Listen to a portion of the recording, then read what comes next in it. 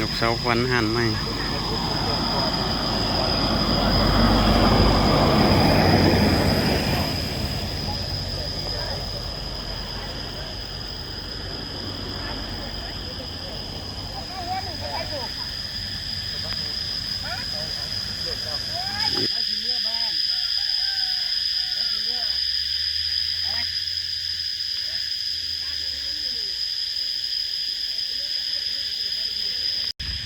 มือนี่ตั้งเสาเอกเสาห้าน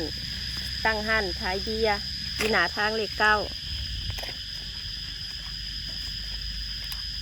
มือคำมือคูณมือดีข้าวสมพานกำลังหดน้ำมนต์ใส่ห้าน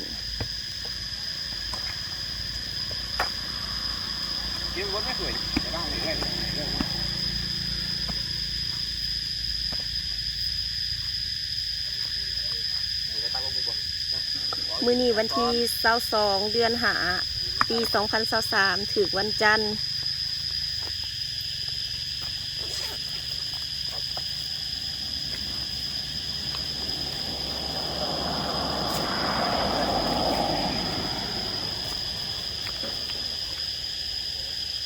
ขึ้น3 ค่ำเดือน7ลาว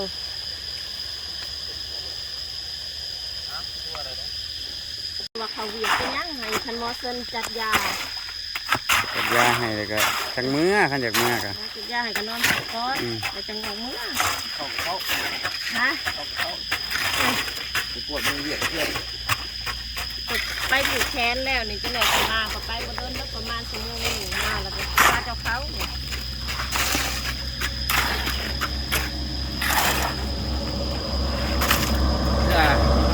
ต้องเป็น